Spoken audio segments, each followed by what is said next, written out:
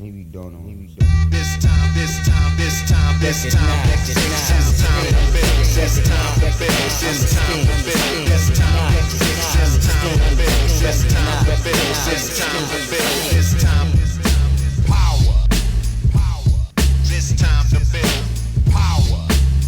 This time to build power. This time to build power.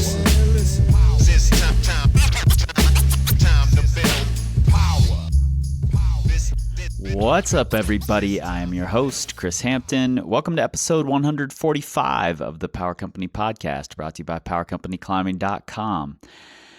I am inlander for another few days, and then I'm headed out onto the road for a few weeks. First, I will be stopping at Climb Murfreesboro for the Performance Climbing Coach Seminar. If you haven't signed up, I believe there are a couple of seats left. You should go do that right now, especially if you're in the Nashville area, anywhere in Tennessee, frankly. It's a short trip for you. After that, I will be at Rocktoberfest in the Red River Gorge, emceeing the event. Once again, I've been there since the beginning. I'm not going to be changing that this year. And then I will be at Climb Time Oakley in Cincinnati on the 15th and the 16th of October. On the 15th will be a free presentation. I'll be giving a talk that I've been working on called Making Connections, the big lessons that I've learned over 200 hours of making this damn thing. There are lots of them. Hopefully this show is going to be bigger. I'm going to be workshopping it a little bit at select locations coming up soon. First in Climb Time Oakley. And on the 16th, I'll be doing our Boulder Better workshop. Spaces are limited. As of this recording, there are 3 spaces left. I don't know if they'll still be there when you hear this, but check it out. They might be if you want to get in on that. Then on either the 17th or 18th, there's potential that the folks in St. Louis will be seeing me at Climb So Ill, giving the same talk. We're trying to figure that out right now. I'll let you know as soon as I know. All right. You've heard enough about what I'm up to. Let's talk about this episode. This one is a special one, and it's something I'm really fascinated by, these climbing communities and what makes them tick and why they stick together the way they do and why they form the way they do. Now, before I went to Australia this past spring, I did a little research and discovered that pretty much a who's who of Australian climbing lives in a small town called Blackheath in the Blue Mountains. And I knew some of those folks, and I had gotten to know a few others over the internet, and I wanted to sit down with a big group of them. So I sent out Instagram messages to people I didn't know and created this group and just tried to get everybody to show up on one date, which is hard to do, to get everybody in one place at one time to have a conversation. And for those of you who may not know all the names of the Australian climbers, because over here in the U.S. we just don't pay that much attention to elsewhere. Who knows why? Anyway, I mentioned this group of people to a climber that I met in Arapiles while I was there climbing, and when I named the people in the conversation, his eyes got big and he said, "That's a room full of superheroes." And he's pretty much right.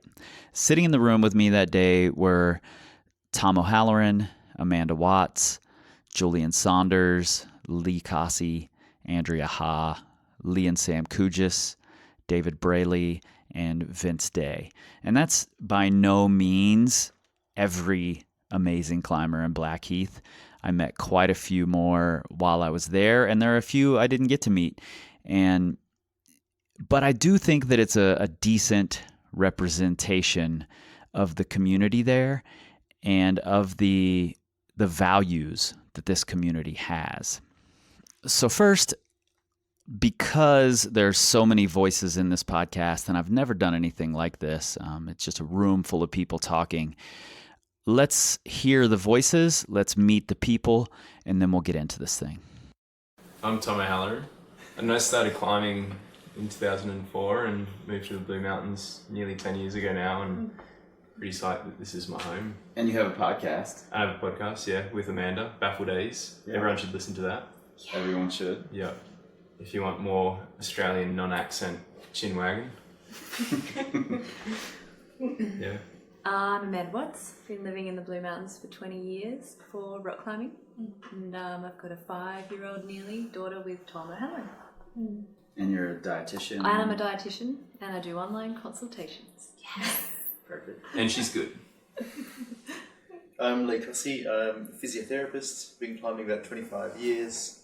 My wife and I have a 4-month-old boy, Max. And that's about it really. When you run the Move Clinic We run a Move Clinic, that's where I practice as a physiotherapist and Andrea, the exercise physiologist. And we also run a small climbing gym called Camp Street Climbing in Katoomba. And I work at the Move Clinic as well. Yeah. Do you really? I didn't know that. I do. On Thursday. And Lee's done more first ascents of routes, like probably 32 and harder than anyone else in the country. Except Tom. Yeah. You've done far. I don't think so. Lee's the pioneer and absolute Australian climbing hero. I'm Dave Brailey. Kangaroo puncher. Reluctant sport climber. Reluctant sport climber. I'd rather boulder, but there's no boulders here. But you wouldn't rather live anywhere else. I wouldn't rather live anywhere else. Hustle and bustle's too great. There's bouldering on. I like my friends and family here and the quiet life. So why would you go anywhere else? Yeah. Sam Cujes. I'm a marketing consultant. Probably my husband Lee and I are probably the newer members of the community here. We're just approaching 4 years, so pretty new and absolutely love it. I'm Andrea. I've been climbing for 15 years and I'm an exercise physiologist and that's it. I'm mother of Max, Mighty Max. You may have heard earlier. Yeah, you may have heard crying earlier. One of 5 Australians to free LCAP. Yeah. Wall? Oh, so you're going woman. Yeah, First she time I really walk inspired wall. so many people. Which is harder, LCAP or the work wall? What would you rather do again? Which is harder. Monster office or the wall? I almost said I'd rather give birth again more than do the monster again. That's it. We'll leave it at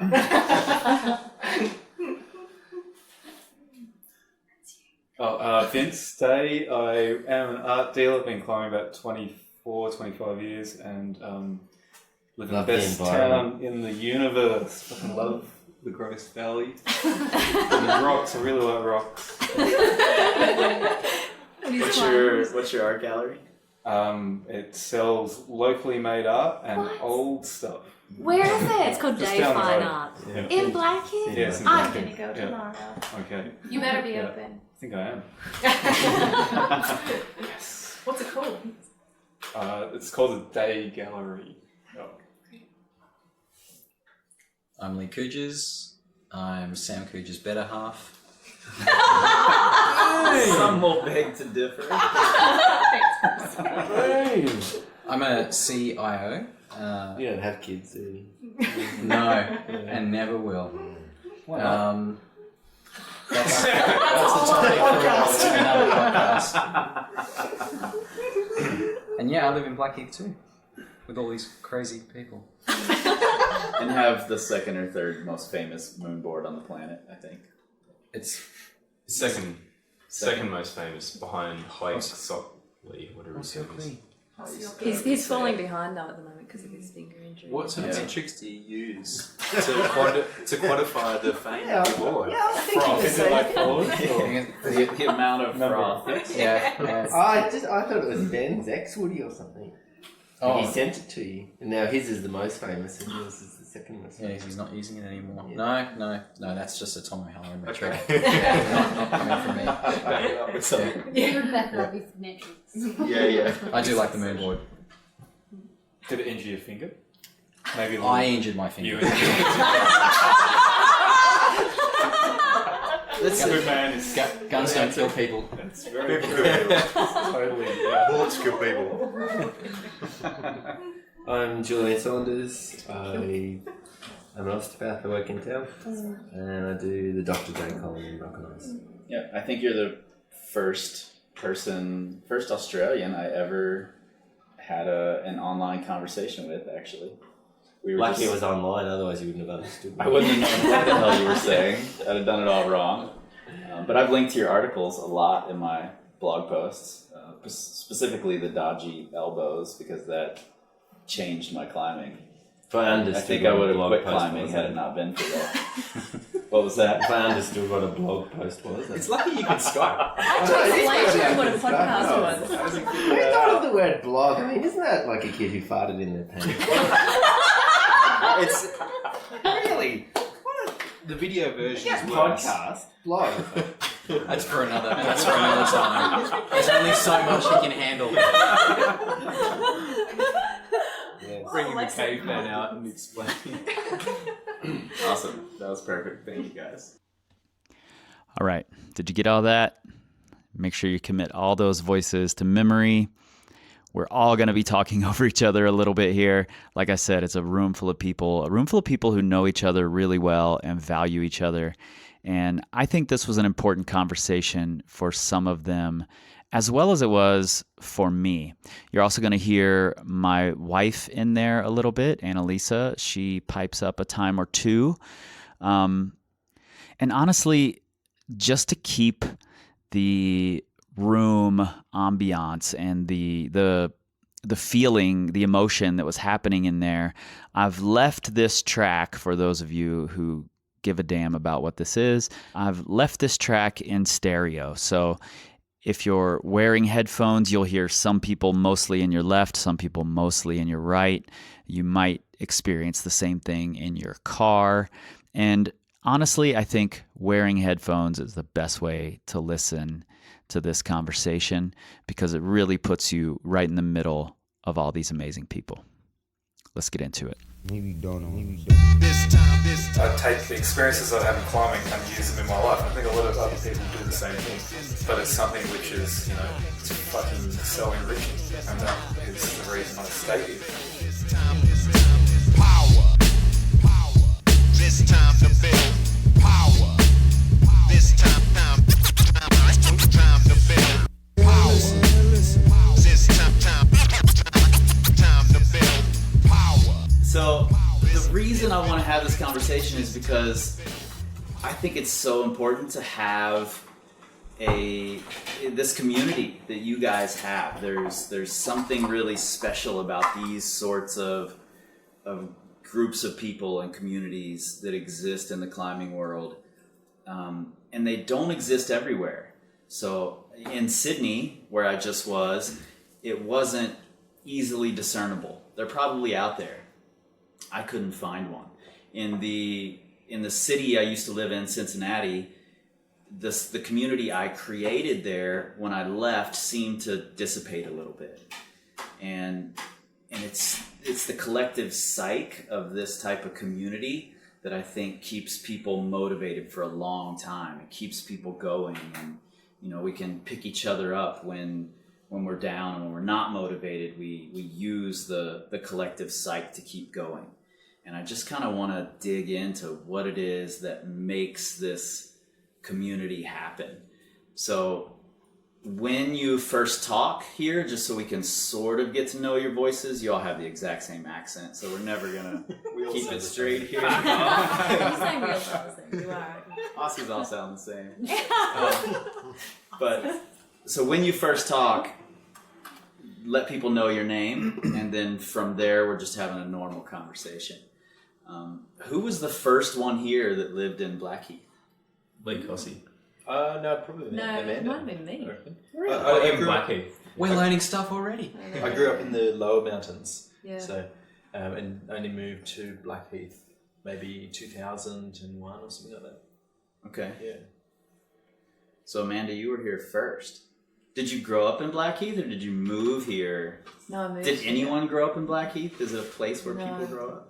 Your kids are going to grow up here. Yes.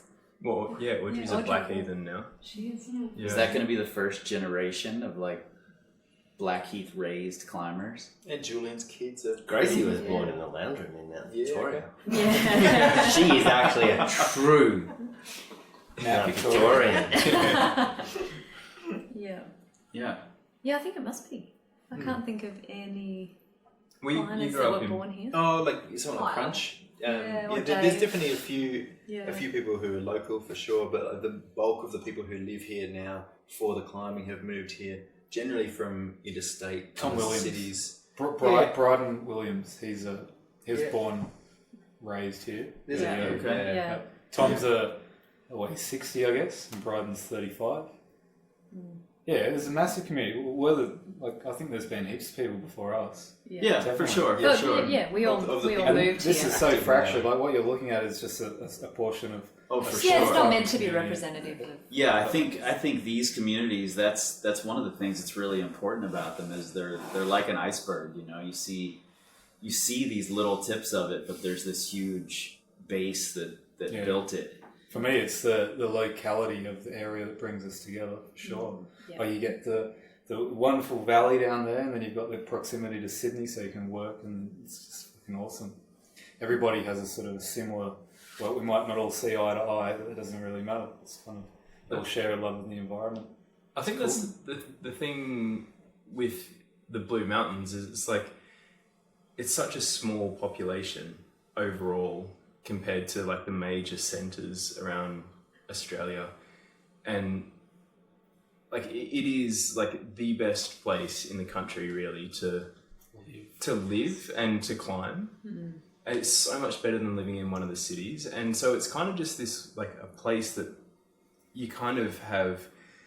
For me, I started in 2004 climbing and came to the mountains in 2007 for the first time for a climbing comp that was on, and just remember thinking that it's like, man, one day if I moved here, that would just be the best. But it was just this like off in the air idea that like one day that would happen, because I knew no one that had done that before, and it was just like, yeah, not one of those things that happened. And then you just hear about people that do make that move, and I think that's the cool thing about the Blue Mountains is that like it's kind of tricky to start a life here in a way, because you're taken away from the working central locations like a city or whatever.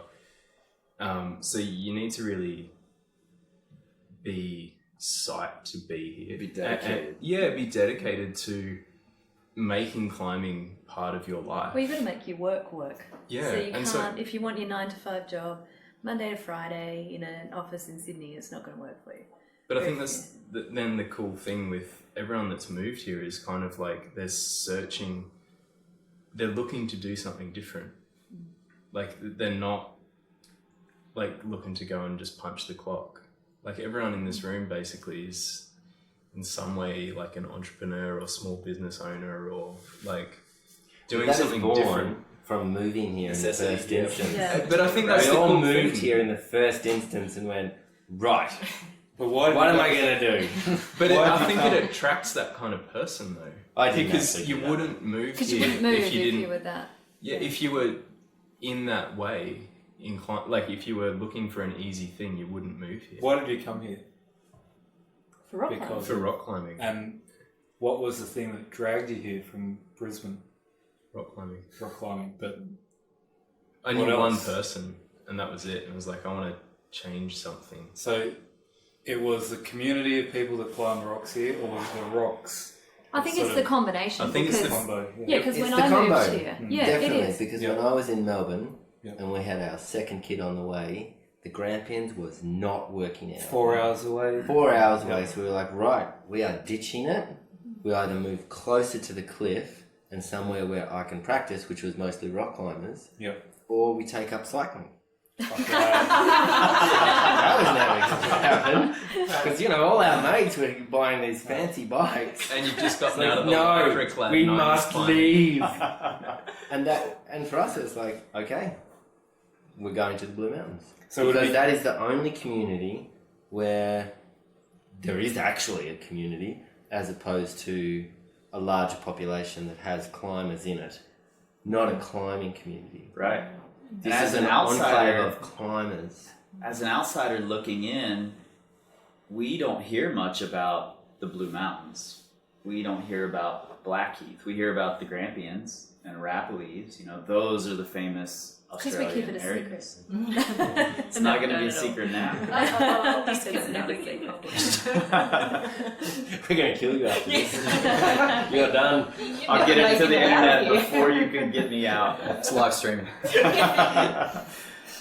So, why not move to the Grampians? What is it about there that they can't support a community? There is not a big enough, for me, there was not a big enough population that was climbers.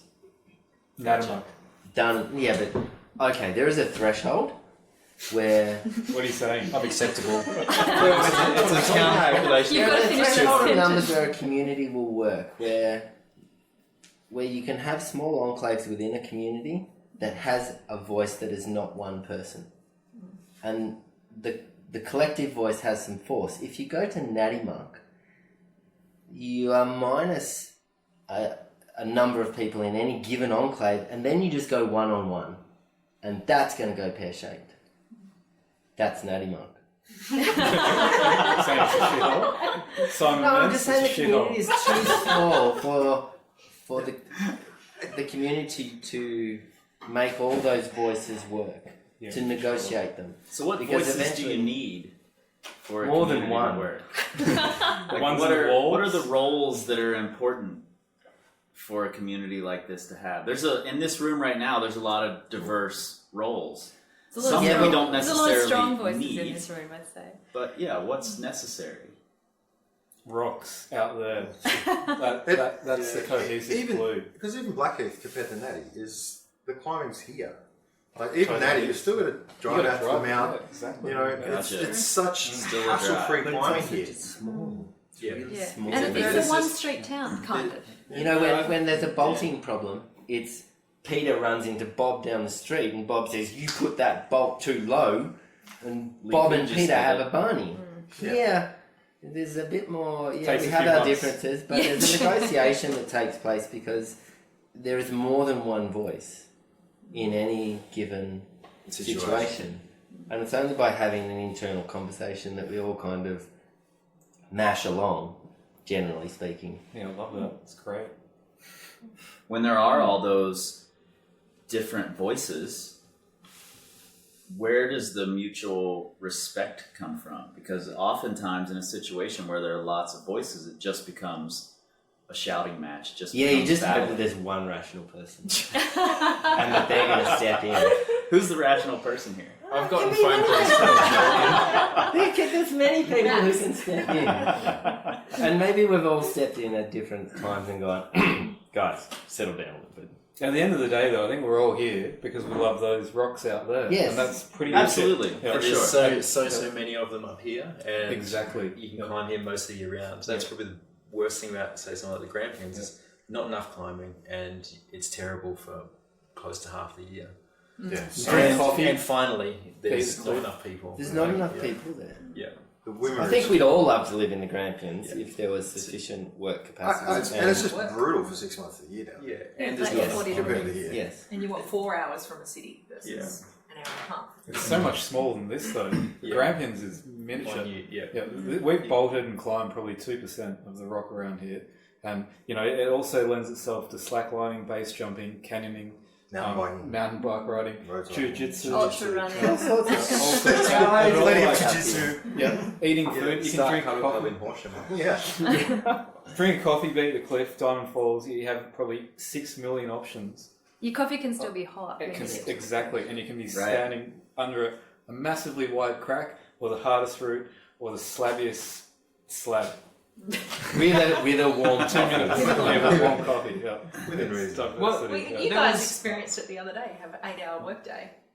Yeah, Go to I mean, the cliff and do how many routes? Like, yeah, and that's something that I think is really integral, is being able to have your normal life, your workday, your family, your other hobbies, whatever they might be, and then slip out to the crag and and do a bunch of pitches at the end of the day, It's or fucking start amazing. the day with pitches, and then go have lunch at home.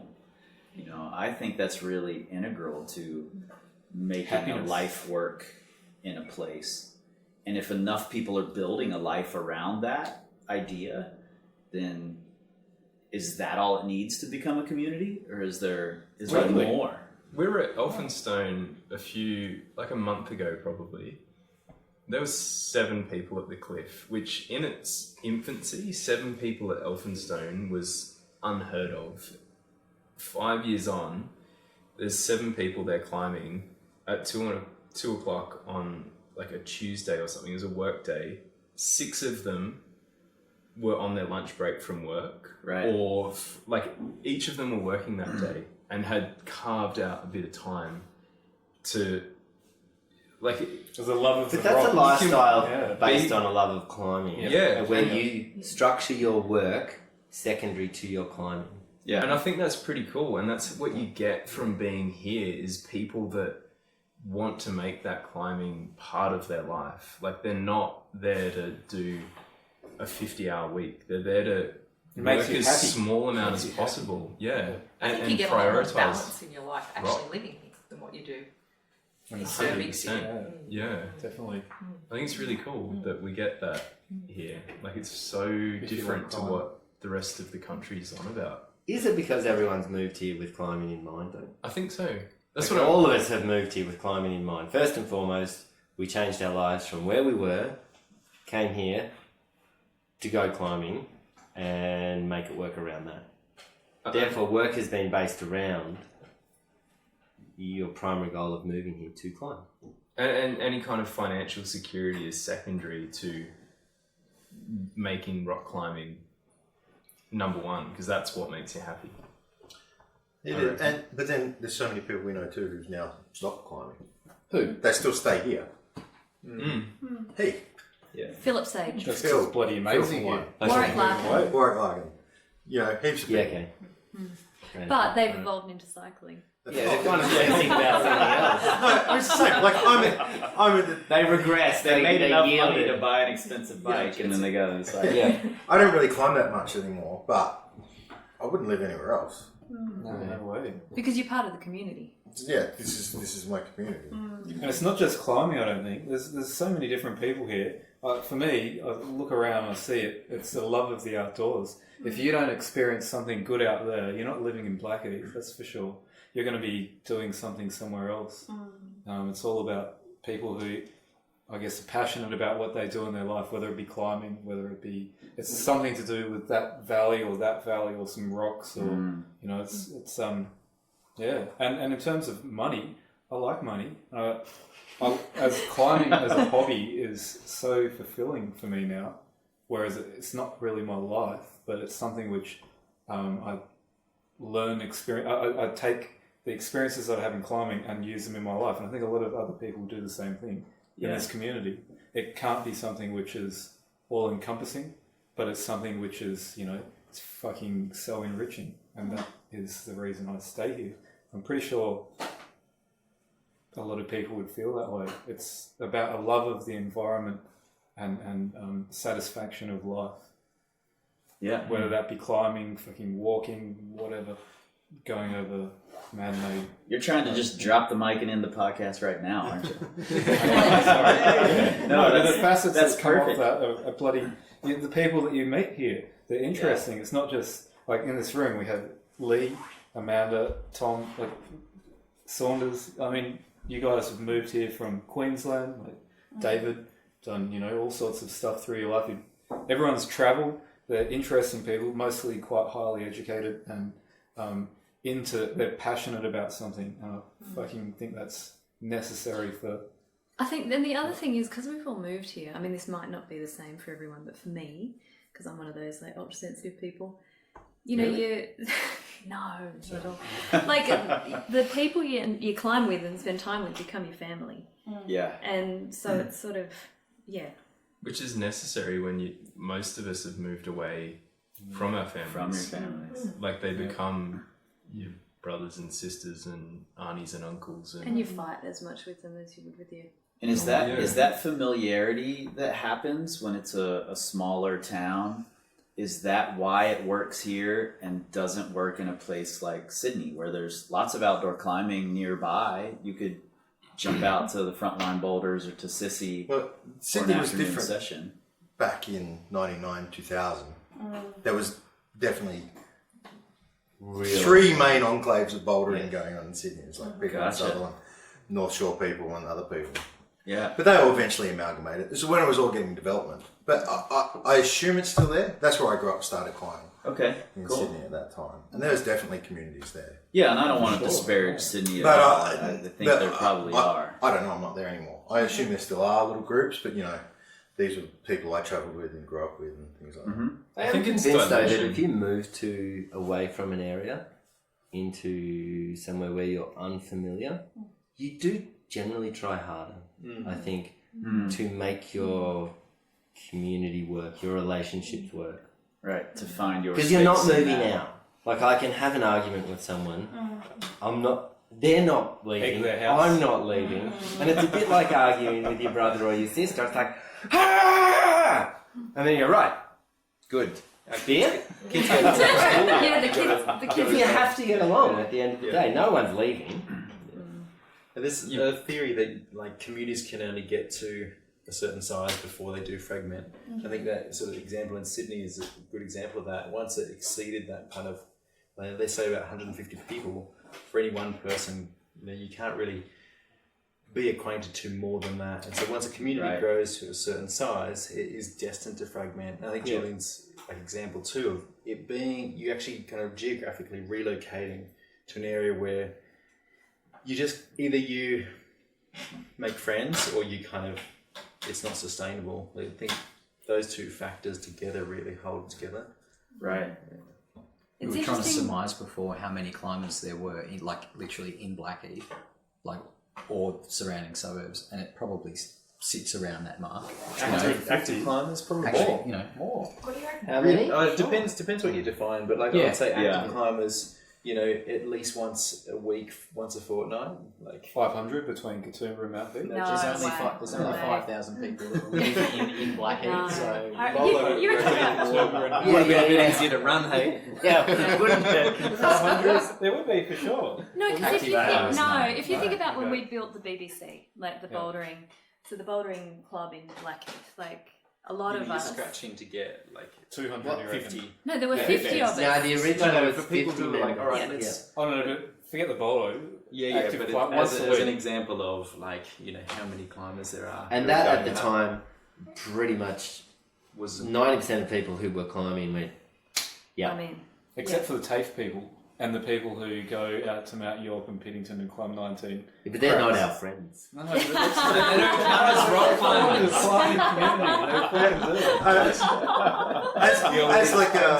At the start, we were just talking about, there's a tip of an iceberg and then there's a whole big community underneath it.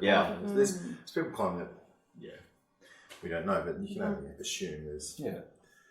More so in recent years, I guess, I do... You hear people say, oh, do you know Lisa and Bob? And you're like, yeah, no, I don't actually. That's odd. They've been climbing. I was climbing with them down at Shipley yesterday. I'm like, really? They've been here for 6 months. No, Yeah. but That's 8 years ago, that didn't happen. the climbing community tripled up here, I think. Really? Yep. Yeah, Was there there were a lot something of- that happened 8 years ago that I don't caused it? know. Maybe not that specifically, but It's grown since then. It was Accelerated, quite stable for a period of time. We all saw each other at the same parties. Yeah. You sort of had a bigger party and everyone was there, and there'd be punch-ups occasionally. But everyone sorted it out. People pointing at other people here. I love it. It was quite competitive. What was the competitive nature though? Just jostling, For position. For position, not position. Really? No. God, I missed that. No, you were totally in it for sure. Really? Probably in, Melbourne Hay. Yeah. No, dude, I was top dog. At least on your one-man pile. Yeah. That's right. Internet sprays, it was all happening. I think the community grew here a lot because I've been able to work remotely. Yeah. Oh, sure. Yeah, people have been able to work Yes. remotely, Yeah. which then has created a whole infrastructure for other people needed in the community. So you know, Massive. we now need physios, dietitians. I'm a carpenter, so you know there's more work for me. Yeah. Yeah. People moving in that need a carpenter. Definitely. And like, I guess I know personally a handful of people who work via the Home. internet. Yeah. I wouldn't be They there go if to- I couldn't work. They go to the city Yeah. once a day, so once a week. Not once a day, that would not Quite be working remotely, would it?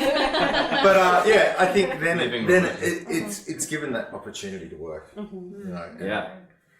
pursue what you want to pursue. Be That's it- a really, really good It's point. it is probably a product of like people being able to do stuff online. even Exactly Josie, who what works is osteo and hands-on on people, he has plenty of online work, don't you? Yep. Yeah, so it's all there. And I think as workplaces, like increasingly, like right now for our business, we've got a small fraction of people that are able to work from home or work remotely, but it's just, you know, completely going to happen where we see it with outsourcing, you know, huge areas of companies just get completely outsourced, but more so I think it'll be skilled workers similar to like what Sam and I are doing that are able to then do that, and then more and more businesses just relying on, I mean, I don't think you'll have businesses where everybody's working remotely, but certainly larger and larger proportions of people doing that. And it'll be really interesting to see what it does for being able to live in increasingly beautiful yet remote areas that then have the infrastructure to support it. But areas that are still accessible to a major centre, like it's still an hour and a half on the train to Sydney. Yeah, sure. So It was interesting being in France because working as a dietitian, I do some work remotely, and I needed to work a couple of times a week when we were in Sayus climbing, and the internet was so atrocious that it was so hard to work, and even trying to just get it all set up compared to how easy it is to set that stuff up here. Yeah. I mean, I'm working a full-time job while I'm here, so if I couldn't work remotely, I wouldn't be here at all. So I think you're right. I think a lot of people are moving toward that, and whether they're climbers who are able to move here or people who are able to move here to create more work for the climbers who are in town, sure. I think that makes a big difference. I don't know, but for me, I've lived here for, I don't know, since 2000 maybe, and you've seen a different change from tradesmen and people working hospitality. I think we say it's tradie in Australia. Tradies. Tradies for sure. Are you going to have subtitles for this? Do you do subtitles on the podcast? But I was thinking that with Lee, he's got a real Queensland accent. Like, I'm not sure anyone's going to understand. Small fella. Podcast subtitles. You just hear banana, That's your next banana, business. banana. So now, who like out of the, I don't know, 10 people in this room now, only me and Tom are Getting greasy hands. that do that sort of work. Everyone else is professional, white collar work, not blue collar work. So I think that's been a significant change up here. Yeah, it's been funny I've been here for 20 odd years now, and it's funny. Everyone in this room I've seen work in cafes and make coffee and then go to uni and get degrees and then have proper jobs and now having kids. Yeah, how many people here created their job after they came here for the climbing and then found a way to make it work? All of us. Yeah, No. I did. No, Absolutely no, not. you two. No. You created your opportunity to be able to Over live 4 here. years of work. Yeah. To Yeah. then move here. Yeah. Yeah, With that in mind. yeah. Yeah. To work Julian, remote. was your practice already Yeah. going somewhere else? Yeah, I sold my practice in Melbourne and shoved everything in a car and drove up here. I literally collected the check from the sale of the practice, got in the car and drove to Blackheath. Nice. Yeah, put my How wife long and before you kids started on a a plane. practice here? A couple of days. So you got here and I'm just I going to got set here. up shop. I had come up 1 week before, went to the medical practice, went, can I rent a room? They went, definitely. And I went back down and we packed up and drove up and I started 2 days later in the local medical centre. Cool. Yeah. And Amanda, your dietitian work, was that something that evolved once you were here? Yes. I was always, I started studying I don't know, let's for the sake of it, say 18 years ago. And then it took a fair few years between climbing trips and part-time uni to get to the end. And then, and... You have 2 degrees there, don't you? Or 3? No, I've got a 2. master's. So no. But and then decided I was going to start private practice just like Lee and Andrea did as well. They say you're not meant to start it straight out of uni, but we all did. It's like, Lee and Andrea's, did Move Clinic sort of evolve because of being here? So I moved here when I was about 18. It was 10 years later that I actually went to uni. So my interests evolved, I guess, out of needing to be able to be flexible and be able to work somewhere that I could climb. So, But I think that's like from before. Like I think living here and that necessity of needing to create your own work brings that kind of person here that can think of a different way of trying to like start private practice straight out of university when you're not meant to. Yeah, the person who's okay with the alternative lifestyle. I think climbers are up for that though, because there's a general level of risk mitigation with climbing, which you translate to your professional life, where you just go, you know what? Sometimes you just got to stick your neck out. But is that climbers? That's or climbers. Is it the climber that comes here? Because there's still lots of climbers that just work corporate jobs. I think I think the climbers in this room are all very good at what they do, and they've dedicated their lives to it. That's the reason I'm still here, for sure. I want to be around people that inspire me, and like this community definitely does. Regardless if I'm climbing well or climbing really shit, I like the fact that I can go to someone's place and, you know, they've got a drive and a passion for life. That's really important for me. The city, it just kind of vaporizes in that, and you have too many people just living and existing without any sort of conviction. It's fucked. There you go, Dad. Drop the mic, mate. You need to get home early. That's true. Like, fuck. A lot of our friends here are really like they dedicate, and it's quite unique. It really is. There are awesome people. We have awesome friends in the city that are also that are go-getters. Oh yeah. They move up here eventually. They do. They're trying to get up there. They're all trying to get here. Do people come and go in this sort of community? Do people move in and not able to make it work and disappear? Not that often. Not that really. I mean, Grant and Beck were the only two that I think really have come up here, stayed for a few years, and then actually left. But they did incredibly well financially, so they were all... it's true, they were working. Yeah, no, they did. Always back to money. Well, that's the reason that they left. Like, they saw an opportunity. Hobart was doing that with the property market. Yeah. They were at the peak of their housing. Didn't they have some climbing injuries as well? Yeah. So But honestly, I think it's family too. Like those, most people go back to family. If the family are somewhere else and, you know, you're that way inclined to... They took up cycling, didn't they? That too. But you can cycling and finger injuries. They took But their jobs were... Grant was, working for 6 years as a house renovator. Yeah. So flipping, house after house, it worked. It was perfect for them to leave at that point. Yeah, they should leave at the top. Yeah, but as a general rule, it's pretty much a vortex. Once you sort of you settle here, you stay. And let's face it, a lot of us knew each other a long time before we moved here. Yeah, sure. Okay. Did you know each other from coming here for weekend trips? Mainly the Grampians, actually. I think a lot of us met in the Grampians. Yeah. Actually, it probably was the Grampians. Yeah, that's the first place I met you, Julian, was in the Grampians. Yeah, you're right. It probably was down there. These guys, there would be a big Easter trip of Blue Mountains climbers to the Grampians, Mount Stapleton. There would just be this onslaught. And every year it was the same. And I think that's why I moved up here. I knew a lot of these people already. Okay. And it's almost like moving into your friend's backyard. Really. Well, the Blue Mountains climbers moved to the Grampians. I think the Queensland climbers moved down to the Blue Mountains for Easter. And we all got a little taste of how good it could be here. Yeah. Tasmanians end up at Queensland and Antarctica and don't come back. So can we talk about the bolo for a minute? I think it's interesting that I see in a lot of places in the States where there is year-round climbing, it's tough to get people indoors at all, or to train at all, or to really take that part of climbing seriously. How did the bolo come about? Because it's what I consider the way a training gym should be built. A training for climbing gym should be built. So Warwick, who doesn't climb anymore, he had a small woodie at his house, and I would go over there on a Thursday night and train, and it was brutally cold.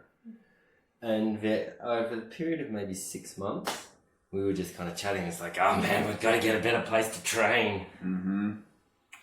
The bolo was derelict, and I called the owner, which was a company in Katoomba, a not-for-profit company, and said, can we lease it? And after a couple of years, they said yes. And So then, you kept on them for a while. yeah, 3 times I approached them to try and get it. Eventually they agreed, and we came up with a figure. I leased it off them. And pretty much the whole community was immediately behind it. Well, we all had Lee- home walls. Yeah, we all had home walls. Yeah, that was my next Lee and question. Ben- How many home walls are in this room, and in this community in general? But you got to realise that it's cold here in winter. So when you're training in the garage, it's not very comfortable.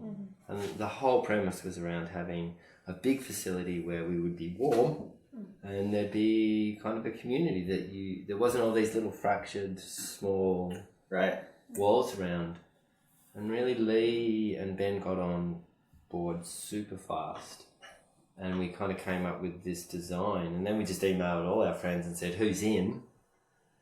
And we got 40, I think I figured out the threshold was about 40 people, and we could make it work if we halved the building, leased out the other half, and built a climbing wall in the half that wasn't let out. So it was this whole balance of... So you ended up buying the building?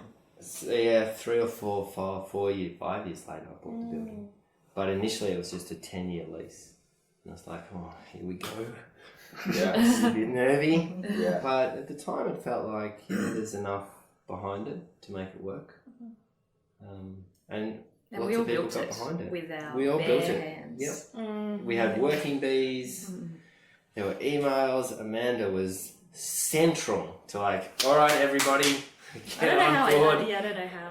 We haven't the energy seen for that. A, B, C, and D down there that week. Come on, get on in. There needs to be cleaning. There'd be a job list sent out, and it was a real community effort to get it built. And builders, sorry, I woke that one. We had, like, Warwick was a builder, so he would just kind of manage all the build stuff, and people would come in, and there would be roles for everybody. Yeah, there was painting. Then we had working bees. Tea-nut punching. Yep, tea-nut punching. Wall design. Yep. Wall design. So it was Holds. Vince was making holds. Tea-nut punching, I think. Yeah. It was a real community effort to get that wall up and running. Yeah. And it was, I look back at that and it's like, man, that was insane. How did we get that up and running? It was probably the culmination of the community's greatest moment of just going. I can't imagine getting that many people to cooperate again to do something. No, that was insane. I still don't understand. It was like 3 months of hard labour from all of us. Working bees every week, going down Yeah. there. No, it was 20 there was climbing people time. would come down. Yeah. Just knock out. Paint, build. Build, bold. And the building was so gross. It was like an Oh, old yeah. RSL that. It's really derelict. Yeah, it was gross. But I love that idea that whatever everybody's doing, if there's something that's, there's a psyche that is created by doing that people, that is almost, and I'm not going to, it's not self-sustaining because it would eventually peter out, but people want to be involved in something that people are psyched on. So if someone is really psyched, a bit like Vince said before, if somebody's psyched on whatever it is, I want to be involved and I want to, you want to be close to that person and feed off whatever that psyche is at the time. It doesn't have to be climbing. It can be whatever. If there's a whole heap of energy and passion in something, and there was for that evidently. there definitely was. That helps. People It's a really magnet. wanted it, yeah. Well, we all love training. I think that's the other thing is a lot of climbers up here love training. Mm-hmm. Yeah, you asked before why build a wall in a place where you can climb all year round. The climbing here necessitates being strong, and so you can't not train if you want to kind of keep having new routes to do. Right. Like you can't just go out and get fit on the cliff because, as you've probably found, the routes are pretty bouldery, and so you've got to I do think some at that training. time there maybe wasn't so many winter crags. Like now we have more winter crags.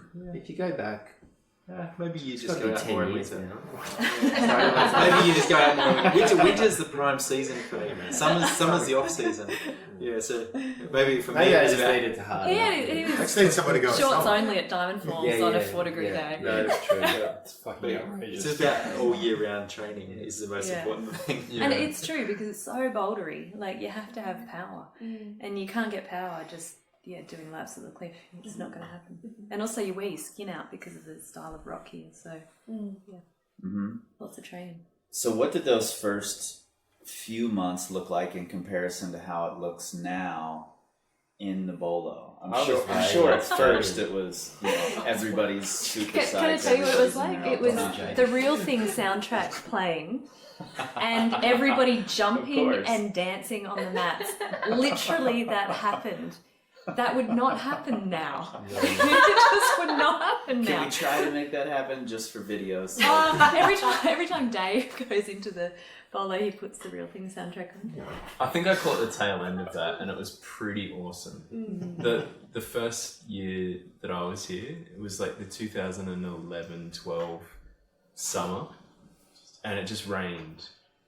I think there was 13 days out of the 90 that it didn't rain. Like it just was so abysmal, and every day you'd go in there, and So it was like you lived in Sheffield. Yeah, I got tendonitis behind my knees from just like pulling on the board with my toes too much. 30 degrees Sheffield. Yeah, there was just like this group of people that was so psyched to be on. Tropical shit. But it was also the people Coconuts. who had. Maybe There were a lot of the people, original members were still in it, and I think there was still a very strong collective psych when you arrived. It was really cool. Yeah, I mean it's still running. I don't run it anymore. I got a bit sick of it. And a couple of other friends took it over, and now they take the hit instead of me, which is great. I just go down there as a paying member. It's awesome. it for me it did get a little bit hard work. Yeah. As just a time consuming, energy consuming. Sure. Just kind of ran out of guns with it. Yeah. But other people took up the baton. So Yeah, that's the important thing. Right. Somebody stepped up and said, and it's "Let's not keep like this thing they've got going." an easy run of it. Right. They're having the same run that I had with it, but they're just kind of doing their thing, and maybe when they've had enough, someone else will take it up. Right. It's not like it's a commercial venture. It's not a business. Yeah, It's you not a can't make money business. out of it. Right. There is only a money loss with it. It's not a business. Do you reckon a climbing wall like that is integral to a community? Is that why you're asking about it? I think it's an important part of it. I don't know if it's... I think an that wall in integral part particular or is not, special but- because it was built by the community. Yeah. For the I sole think that's purpose a of big training. part The of sole it. purpose Not of the about community beginners coming at all. together in one Yeah. spot. And Yeah. there's such a concentration of hard climbers, like the people that climb the hardest in the country in Blackheath. And so that, if you look at commercial climbing gyms that have to be built now, they're built big for the masses to try and get people through the door. So they have to cater a lot to beginners. And, someone like Tom or these guys go down and they can do all the problems in the gym. Right. But at the bolo, they won't be able to. Right. And it's not about making money because it's not a business. So it can actually be a training facility. Yeah, and it's not going to be an attractive gym to the general community. No, they The hate greater it. community. They, Dusty and grubby. Yeah. And a and no really set, no hard. set problems It's a and really fraction hard. of Right. the community that would use that. Yeah. Yeah, I think that's a really important part of it. That's the home wall that I have is not as big as the bolo, of course, but it's a large home wall, and it's the same sort of setup. A lot of the community came together to build it, and it's become the place to train in town for the community. And it's the same sort of thing. No one's going to come in there and want to have a birthday party. It's going to hurt a lot of feelings if that's why you're coming in there. Yeah. So I do think it's an important part to have that meeting place when you're not climbing outside, that sort of informal gathering spot. Of the rock climbing community. Right. Of that community. Is it still like that? I went in there with Tom just the other day to check it out. Well, people come and go a little bit. Like Lee's going built in a gym there as today. well. Yeah, Lee and Andrea own a climbing gym. But that's kind of trying to achieve a different thing with it. Like one thing that I found hard for the bolo was that the kids who'd walk past with their parents going, "Oh, I want to try." And you're like, it only works to kind of have a yearly membership, and it becomes too labour intensive. It needs to pay someone. Then if you provide that service, and you probably need to clean the place occasionally. But it'd be really nice to have something that provides a sort of stepping stone for people who have never climbed to be able to go through to experience rock climbing in their backyard if their parents don't climb, for example. So we opened another gym which is a great adjunct to the bolo. Yeah, very different intention behind it. We've got one 45-degree wall versus like the bolo, which is 45, and then a much steeper cave, and all the holds are bad. Yeah. This is a lot more like a small modern gym. And your gym starts to like bring new people into the we've community. had so many young people, like teenagers, who've become climbers because of that gym, which just would never happen. And that's probably one of the things that makes me most happy to see at the moment. Yeah. Has it been there long enough for you to see teenagers who are coming into your gym then start climbing in the bolo? Or not yet. No, I don't think I can think of anyone who's transitioned across. It's still Not the kids. no, not the kids. Yeah, true. Some adults maybe. Yeah. Definitely. But there's kids that are climbing at your place now that are like they're climbers. climbing proper climbers that are They're going outdoors, which hasn't been happening. Which sounds like not a big deal. Like if you kind of think of it in a city context, but this is still a relatively small community of people. Like we've got about 20,000 people in our immediate kind of catchment, which is very small, and amazing climbing, but no way for someone who isn't the daughter or son of a climber to be able to actually experience what's in the backyard. And it's been interesting because a lot of us have been involved in competition climbing, like the bouldering comps and things like that, and it's only sort of now that I'm starting to notice the junior climbers starting to climb outdoors, because for years there wasn't really a very easy transition. It's tricky, like that idea of, and I think about this a lot, backfill. So with a community, like if we look around the room, like most of us are in our 30s and 40s, but speak for yourself. Just you should have let that slide through. I shall not. But that whole concept of like who's the next cohort coming up? Yeah. And like I see, like when we went to the States, it was really obvious in the gyms, that concept of, and I see it a lot, that every single gym, no matter how small, seemed to have a very big development program of kids and youth climbers that were being that had good resources and that were being coached, and that seemed to flow through into every 10-year bracket of age had a very strong and full cohort of climbers, some of which who stayed indoors, some of which who went outside, some of which who wanted to climb trad, some of who, and it just meant that the backfill process of climbing throughout the generations, using that term in quotes, because I'm thinking of like a 10-year group of people, was there. And yet my observation in Australia is that, there was a pulse for the sort of 20 years. The 90s and early 2000s. Absolutely, and then a really big lull. And it's awesome to now start seeing like some of the stuff that Lee and Andrea are doing and others around the country to, bring youth in, because I think we do have a gap. I honestly do think we've got a gap, like a 10-year gap of really like a dearth of, of climbing talent. in the country. So it was all those climbers in the late 90s and early 2000s that have kind of gone along, got their degrees, got their jobs, then had kids, and now that's the backfill. And there's no one in between. That's a 35-year gap for me. And they've still got to kind of mature. I don't know if anyone disagrees, but yeah, it's just my I observation. fully agree. Completely. Yeah. You know, I started climbing in my mid to late teens.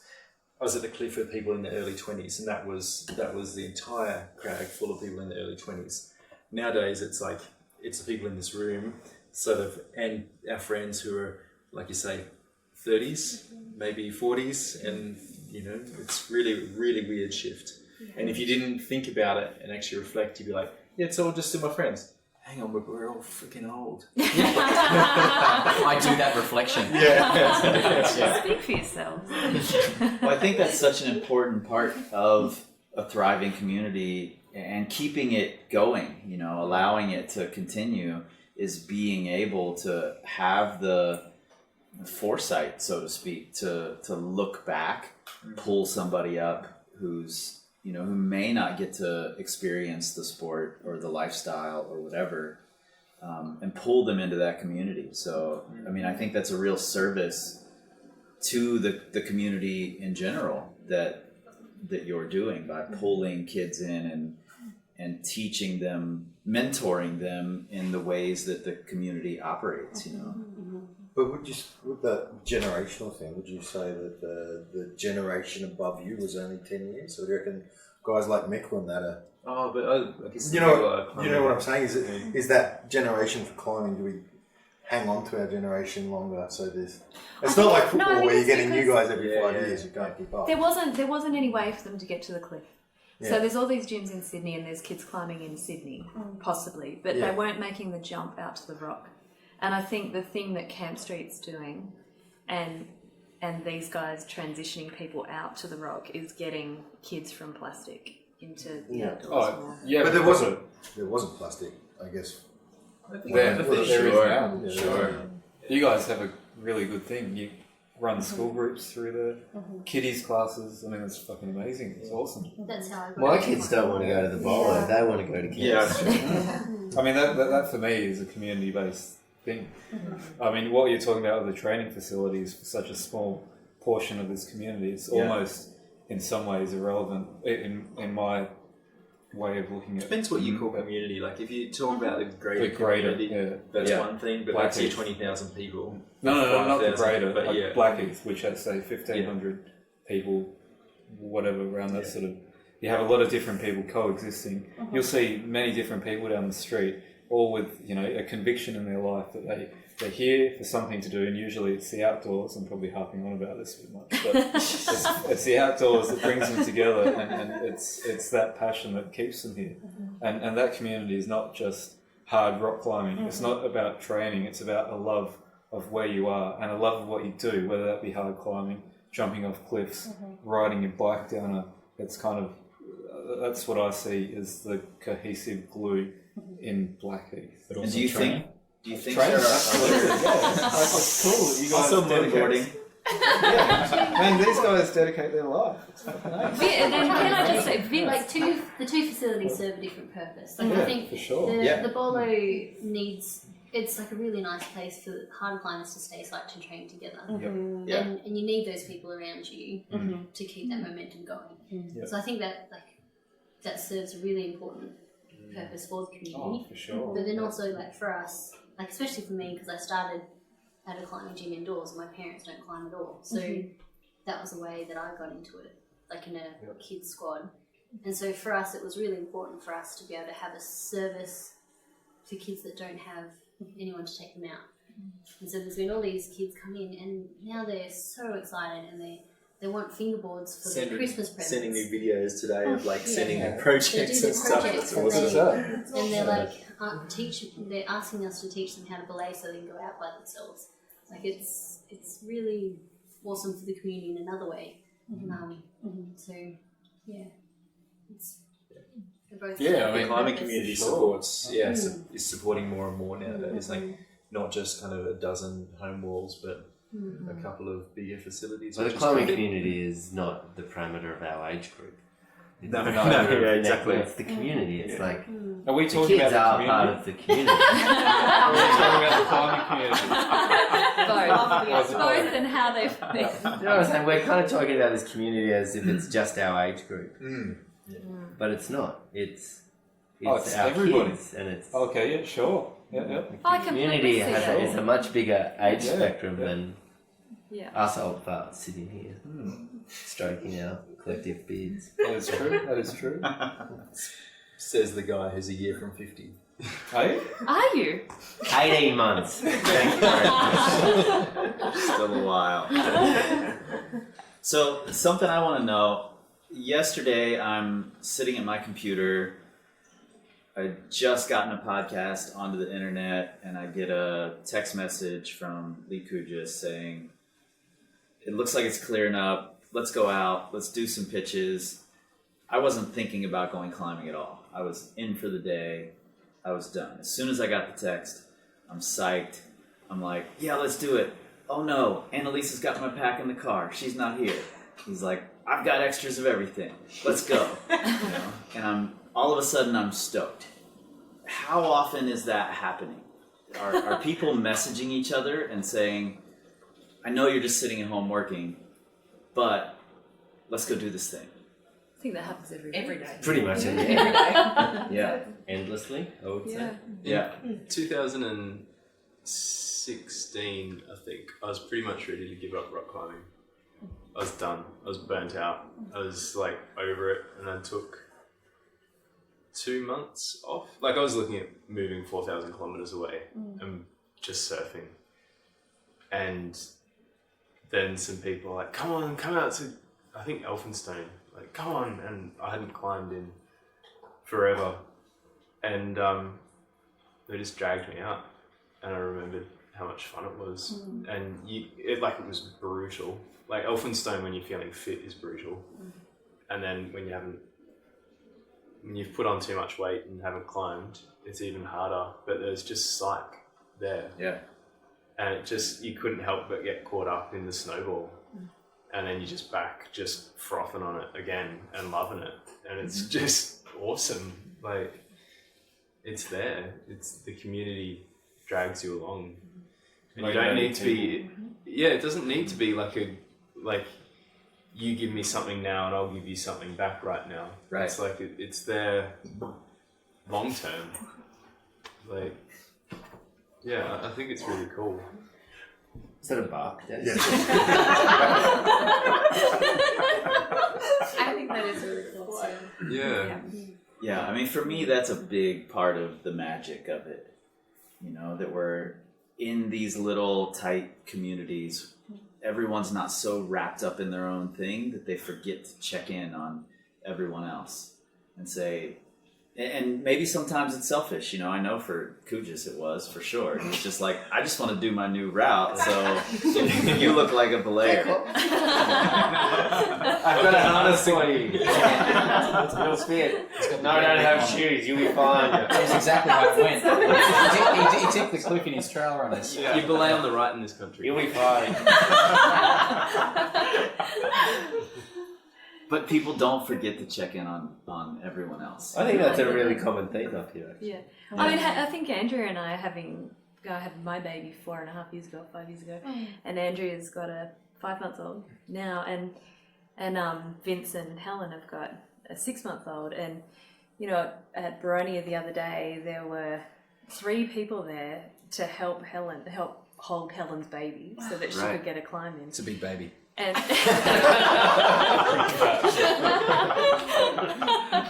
and you know, like I remember Julian and a bunch of people, they dropped food off, you know, for us when we brought Audrey home from the hospital. And I know people sent a text around the other week, and they're like, "Okay, we think we want to make food for Andrea and Lee because they're really busy with stuff at the moment. They've got a young baby. Who's just got a young baby recently? Cat and Matt. Oh, Kat and Matt. Yeah. So we were down at Porter's the other day. I was belaying. I think Luke and my daughter had just come down, and their kid was crying, and Kat was like, "Julian, can you get on belay for me?" Because Matt was halfway up the cliff. Oh, and the their baby kid was over crying. there. Yeah. We did that a few months ago. Yeah. Like I was climbing and Lee was belaying while holding our baby, and the baby was just In a harness. Yeah, in a harness, and just like crying. It would not stop crying. And a friend of ours walked past and was like, "Do you need help? Yeah. Can you please help belay?" Yeah, it just New and baby, it's- still addicted to climbing. Must keep climbing. Just one more fucking pitch. Yeah. Yeah. And that's something, this food train that happens when people have children and everyone's helping each other out. In the community I was involved in Cincinnati, which is a bigger city, I'd never heard of anything like that. I'm sure it exists. I'd never heard of it, but it's a common practice in Lander, where we live now, where it's a much smaller town similar to this. So it doesn't surprise me to hear that exists here.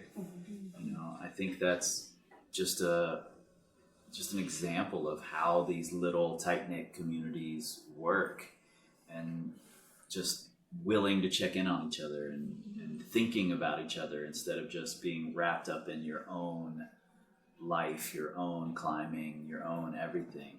We've all got that going on too, but you're so close to everybody that you're always thinking about what's that person doing. Lee Cujes is thinking about who can belay me on my project. So I also run like a few group classes throughout the week, and like heaps of us come together and do classes together. Yeah. It's really nice. And if someone's not at training, like we're all saying, "Where's Cujes?" What's going on? You text It's each pretty other. infrequent. I was about to say, he's not the one to point the finger at. I'm a stayer, baby. It's so unusual that you kind of like, well, where is he? Is he sick? Someone dropped Panadol off. Yeah, if he's sick, we got to look after him. Literally last week, I just got the flu, and then I had dinner delivered to my front door. I'm like, oh my god, like, what's this? I've never had that anywhere when I lived in the city. Like, Well, it is easy here too. Like, I climbed in Sydney. I lived in Sydney and followed in Sydney for a long time.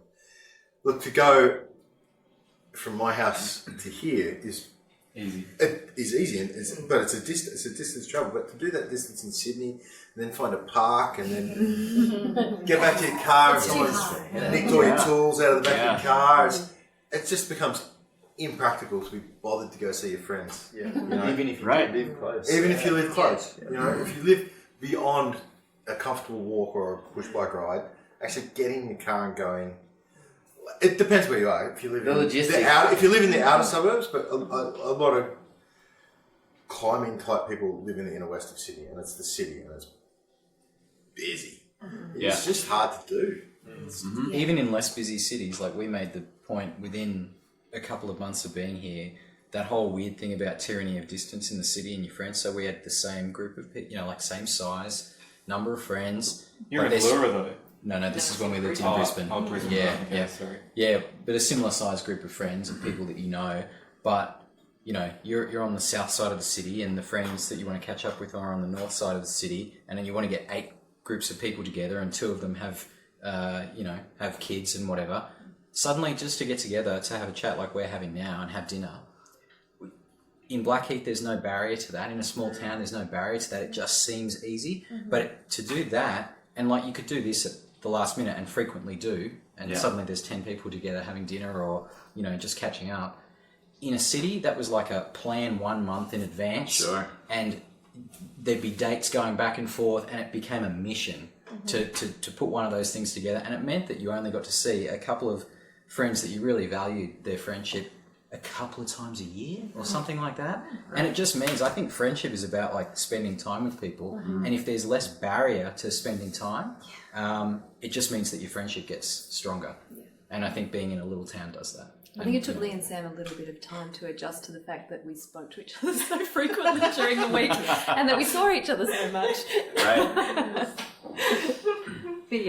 So what is it about Blackheath? I mean, so just to let people know who are listening, and correct me if I'm wrong here, I'm brand new, but there's essentially, the way the Blue Mountains are set up is that there's a main road that runs through the mountains, and it's a line of small towns down that main road.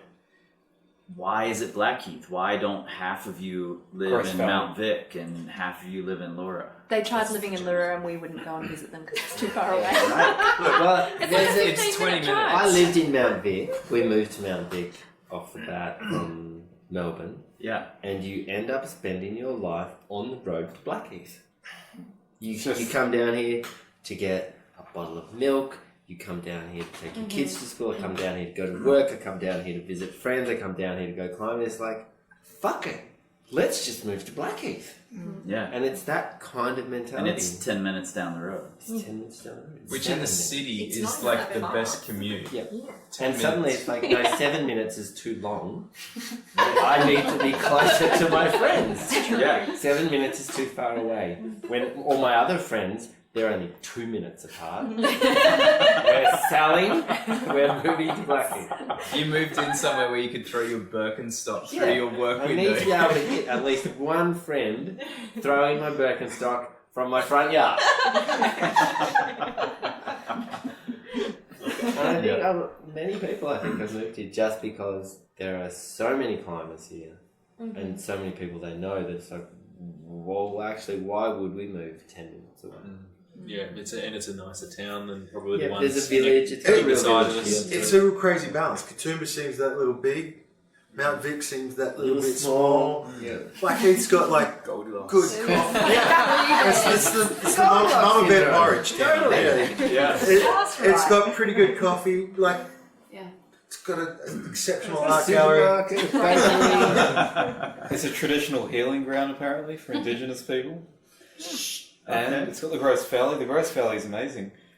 And yeah, I think tragedy brings. This is on a different point, but This is going to get dark. one of the best things that that whiskey bottle. ever has happened to me here, like, you know, our dog fell off Shipley. She fell 60 metres when I was away climbing down to Mount Arapiles. And the whole fucking community, not the whole community, but at least probably 15 people came out to look for her.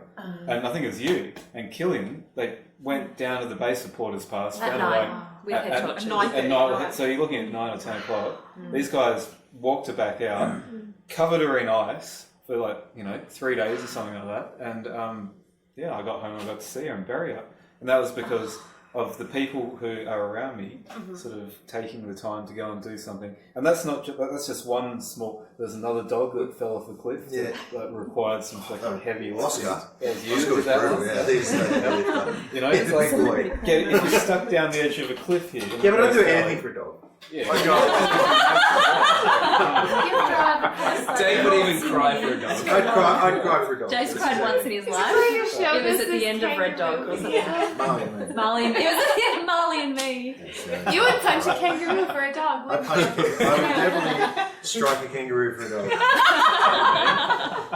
There are a lot of people who just would go out of their way totally to do something that you value. Yeah. They know Rescue that off the this side is of going the to mean cliff. something to that person. Yeah, there's a lot of that goodwill going around, which I think it's really prevalent in a community where you, like if you're talking about the climbing community, because that's kind of where you seem to be at, it's about, everyone shares the same sort of shit. But yeah, awesome. Yeah. And I think we've all got various skill sets, and we all volunteer our skill sets to each other. We do. In a heartbeat, in the blink of an eye. It's not an...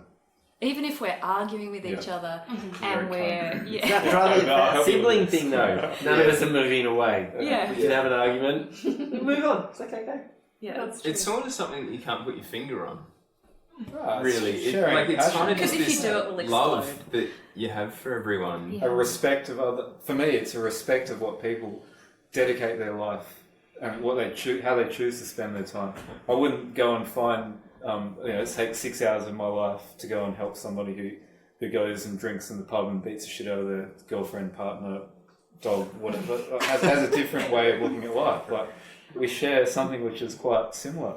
We might do different things, but at the end of the day, it's you have a band of people who are quite closely sort of the same. Everyone's a bit fucking weird. Like, it's true though, we've all got a quirk. That's why We are all a bit special. Some of us have bigger quirks than I think others. everyone has a Some of us tolerance do. of everybody's little bit of specialness. We're all a little on the spectrum Like, somewhere. you know, everyone's a bit quirky. Absolutely. I think you kind of feel that if you're in trouble here or you needed help, that you could call anyone in this room. Yeah. Oh, And I feel very confident that any one of you would just be there like that, wouldn't hesitate. But you can't really like pick your family, the family you're born into, but you can pick your community.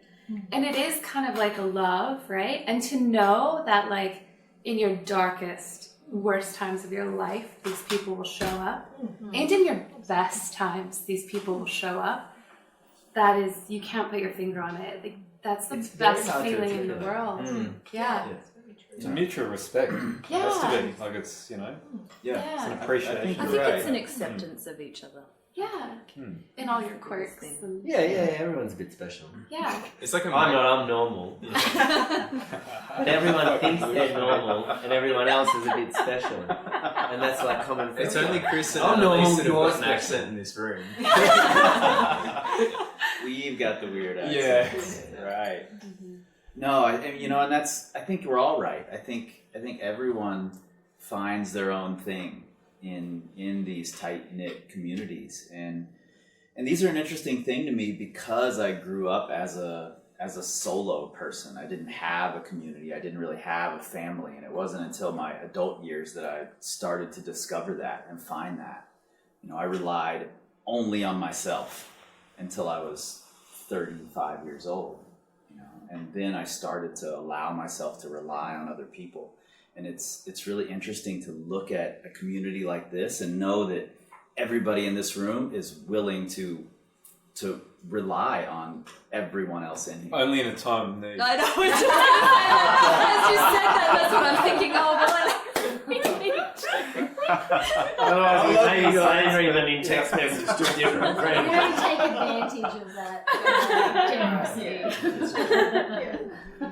It's funny though that like everyone here, I'm sure we've all put our foot in the wrong pie at some moment, and everyone's like multiple times. Yeah, and everyone has like picked each of us up on it. And you go through a bit of a rough patch or whatever, but I think then everyone's still there for you, and they'll pick you up on your silly thing that you've done or whatever it is, but then you're still... Well, you're going to see each other at the cliff. Yeah, you gotta make pat them over. You gotta kiss and make up. Yeah. And I think I've that's certainly had people pull me up. pretty cool. What the fuck were you doing? It's like, Yeah. well, I was thinking this. Like, whoa, come on. Really? Fine. I'll apologise. And then you move on. Yeah, and it's just there. I think that's cool. I do too. Yeah, I do too, and that's why I wanted to talk to you guys about it, because I could see from a distance there's something special here, and I wanted to jump into the middle of it when I was here and try to decipher what a little bit of that is. So I appreciate all of the feedback and all of the conversation. You all looked really skeptical when we started this thing, and then all I had to do was start talking, and then I just shut up and everyone kept talking, and that's perfect. That's amazing. That's exactly what I wanted to see.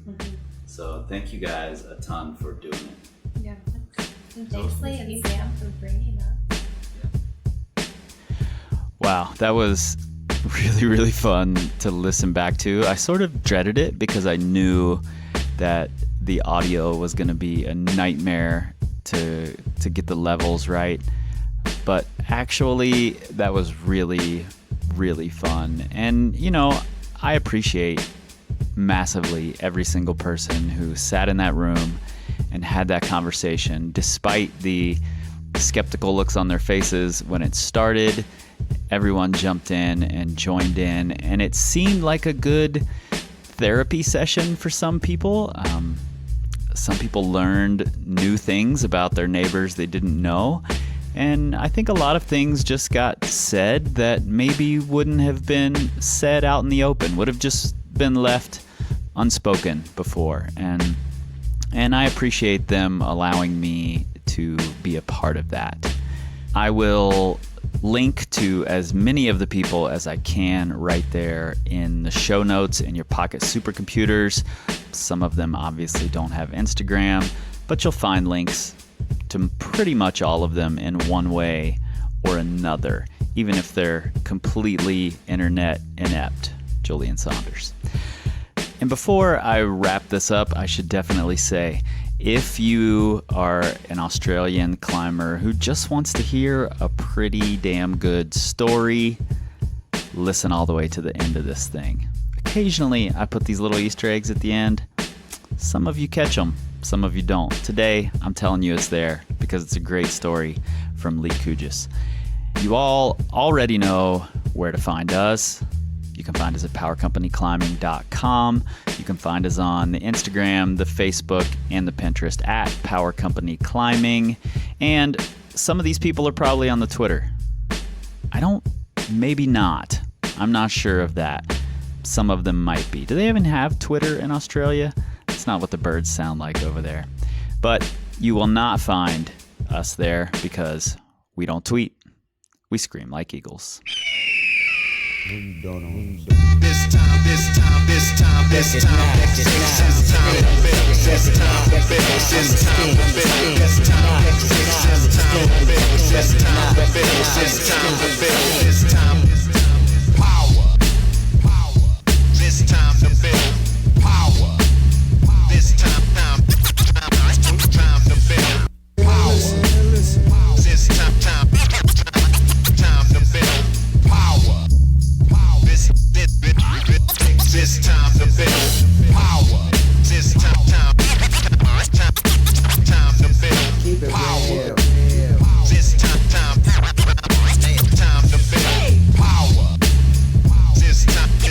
This time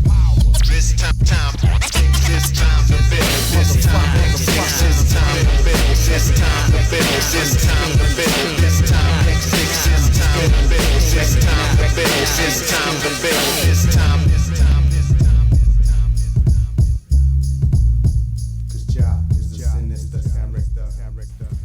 So, when the paper came out the next day, it was like The headlines. the headlines on the Sunshine Coast Daily Yeah. is there's a photo of a helicopter and like a spotlight on the cave. Coolum, and it says man Stuck upside down. man stuck in cave, rescue ensues or something. And this is like front page news. Now, Is this like Kevin Jorgensen stuck? rewind to just the day at the cliff where the people climbing, and Jace Piper, who was the king of knee bar before we were even knee barring and we're just doing whatever, he's from Newcastle, and he's up climbing on Spoonman, decides to have one last go on dusk because it's hot.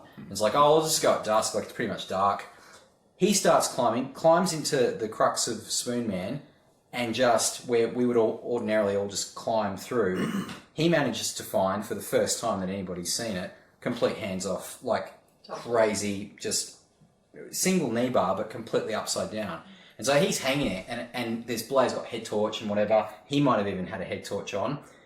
The person in the house at the bottom of Coolum Hill is looking up at the, probably having their beer or something, walks out on the patio at Coolum, for sure, looks up, sees just a dude upside down, hanging from his leg, and just a head torch, and Jace was probably going, and so they just go, oh, that person's stuck. And they called the cops. They're just like, yeah, that dude's fucked. Like, you can just tell he's fucking upside down. He's Stuck upside down. Triple O. Bang, they're just onto it. And then all the choppers. Get the chopper in the air. Then the chopper's there. They're hovering. He's still in knee bar. The chopper is shining the light down on the cave, to which Piper goes, yeah, it was actually pretty sweet. I could really see the holes. He comes out of the knee bar, tops out Spoonman to a spotlight. They've got a megaphone.